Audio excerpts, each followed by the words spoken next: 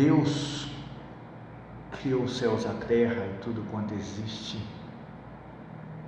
Em determinado momento, Deus traz Jesus como homem à existência, e Jesus começa o seu ministério e ele envia os seus discípulos para que preguem em outras cidades, para preparar-lhe o caminho onde Jesus iria depois, onde eles estariam lançando aquela semente que logo depois Jesus viria trazendo maiores resultados, curas, milagres, a pregação do Evangelho. E os discípulos voltaram felizes por causa de todas as coisas que eram realizadas ali. Mas Jesus dá uma ordem aos seus discípulos quando eles saem, e ele envia 70 homens para pregar a palavra, e ele diz: entrai na cidade, e na casa que entrai, diga paz seja convosco. E quem for da paz, quem receber essa paz, receberá em si mesmo a paz. Mas aquele que não receber, a paz voltará para si. Ora, essa paz é um Espírito de Deus, é um Espírito de paz. O Espírito de paz, eu creio, eu concluo que é um tremendo e poderoso Espírito. Quando os discípulos saem, Jesus fala assim: não falem outra coisa, cheguem lá e diga paz. Porque vocês já imaginaram uma pessoa que está doente, tem paz? Uma pessoa que está endividada, tem paz? Uma pessoa que houve morte na família, tem paz? Uma pessoa que está perseguido, tem paz? Uma pessoa que está num momento de guerra, num país em guerra, numa situação de guerra, de litígio, tem paz? Não há paz nessas coisas. Mas quando há paz, então há ausência de doença, então há saúde. Onde há paz, então há ausência de guerra, então há, entre aspas, paz que o mundo conhece. Em outro momento, a pessoa tem abastança financeira, pode comprar o que quer, pode cumprir seus compromissos, pode honrar os seus negócios, pode pagar sua moradia, suas vestimentas e sua comida. Isso tem paz. Porque essa paz, quem pode dar apenas é Deus.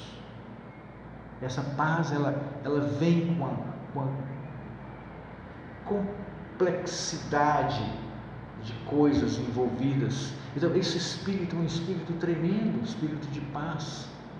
Talvez ninguém tenha falado, não sei, alguém que já falou a respeito de que paz é um Espírito, mas as coisas de Deus é Espírito, então as suas coisas são espirituais. Em Efésios, você vai encontrar: bendito o nosso Deus e Pai. Efésios 1:3 vai falar: bendito o nosso Deus e Pai de nosso Senhor Jesus Cristo, o qual nos tem abençoado com todas as sortes de bênçãos espirituais nas regiões celestiais em Cristo Jesus. Todas as sortes de bênçãos espirituais. E alguém pode dizer: mas se a bênção sou espiritual, eu estou querendo algumas bênçãos materiais, eu quero um carro, eu quero uma casa, eu quero isso, eu quero aquilo. Mas a origem de toda bênção, de toda existência material, ela é primeira no reino espiritual. Moisés, quando Deus fala com ele, ele diz assim: eu vou te mostrar o tabernáculo, da forma que você vai precisar fazer o tabernáculo, exatamente como. Moisés: como, Senhor? Vou te mostrar o tabernáculo no céu. Existe um tabernáculo no céu. E depois ele fala: você vai fazer a arca da aliança, mas eu vou te mostrar a arca no céu, porque existe uma arca no céu. E depois a Bíblia fala assim: a Jerusalém, mas tem a Jerusalém celeste que vai descer do céu. Então, em todo momento há uma circunstância que existe perfeitamente no céu e é espiritual, e ela se torna material. E durante muitos anos a gente vai vivendo nos corpos carnais, eu no meu, o outro no dele, cada um no seu corpo, vivendo com as suas circunstâncias diárias. E ela começa a deixar de perceber as questões espirituais, embora nós sejamos espírito, alma e corpo. O nosso ser é composto de espírito, alma e corpo. São três em um só. Então o que acontece? A pessoa vive tanto ali, está tão acostumada e se afasta muitas vezes tanto das coisas de Deus, que quando alguém fala que é uma bênção espiritual, ele pensa, não quero bênção espiritual. Ele está pensando que bênção espiritual é o quê?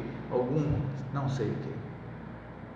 Mas que para existir a bênção material, aqui, primeiro existir a bênção espiritual. Porque todas as coisas são criadas primeiro no reino espiritual, para depois então ser criada no reino material. Ela vem à existência no reino material. A Bíblia diz que Deus traz à existência as coisas que não existem. Alguém pensa assim, Deus pega do espiritual que não existe e faz ser material para vir à existência. Não. Na verdade, a interpretação, o entendimento correto disso não é assim. Porque Deus traz à existência aquilo que não existe no reino espiritual, para depois se transformar em reino material. Então são três etapas. A primeira etapa é que Deus traz à existência algo que não existe.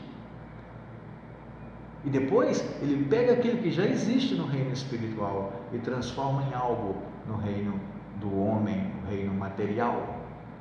Porque as coisas de Deus são espirituais. E às vezes as pessoas pensam que o espiritual é transitório, mas não, é o material que é transitório. O material é que morre, o material é que se destrói, o material é que teve que ser criado em determinado momento, não o espiritual. Embora Deus tenha criado todas as coisas, Ele é o Criador, por isso mesmo Ele é o Criador de todas as coisas. Então Deus criou o reino dos céus, Deus criou o reino espiritual, Deus criou toda a existência, tudo quanto existe. Deus criou os anjos, Deus criou as estrelas, Deus criou o ar, Deus criou a terra, Deus criou as coisas palpáveis e as coisas invisíveis. Muitas coisas são invisíveis, mas são invisíveis para nós. Você não vê o vento, mas o vento, você respira o vento, você sente o vento balança as árvores, mas você não vê, mas ele existe. Essa é a grande questão. Precisamos passar a perceber o reino espiritual, precisamos passar a perceber o reino de Deus, precisamos entender por isso as orações resolvem as coisas, porque as orações são espirituais. Eu falo com Deus, eu estou falando espiritualmente. E quando essa oração vai ao reino espiritual e Deus a recebe, ela cria algo no reino espiritual, para depois de um tempo ela se transformar em algo material. Muitas vezes as questões são instantâneas, porque Deus quer fazer instantaneamente, porque Ele é poderoso para fazer o que Ele bem quiser. Por isso mesmo Ele se chama Deus, porque só é Deus quem pode fazer o que quer. Muitas vezes as pessoas querem que Deus faça o que elas querem, mas Deus sempre vai fazer somente o que Ele quer, porque esse é um atributo de Deus. Qual é esse grande atributo de Deus? Talvez seja o primeiro grande atributo de Deus. Talvez seja que Deus é Deus porque Ele faz exatamente o que Ele quer, quando Ele quer, porque quer, do jeito que Ele quer, se Ele quer. Então Ele é Deus. Esse é um grande atributo, porque quem é somos nós, quem é qualquer pessoa que pode fazer o que quer, a hora que quer, do jeito que quer. Mas Deus pode fazer todas as coisas. E por isso Jesus diz que para Deus não há impossíveis. Não há impossíveis para Deus. Deus pode fazer o que Ele quiser, inclusive desfazer a sua palavra, embora Ele seja fiel a si mesmo, e Ele não desfaz a sua palavra. Ele cumpre sempre as normas e leis que Ele mesmo estabeleceu para serem cumpridas. Por isso Jesus, quando Ele veio, Ele vem e diz: eu não vim revogar a lei, eu vim cumprir a lei. Eu vim cumprir. Então Jesus vem e cumpre a lei e encerra o testamento. Encerra o testamento e abre um novo testamento.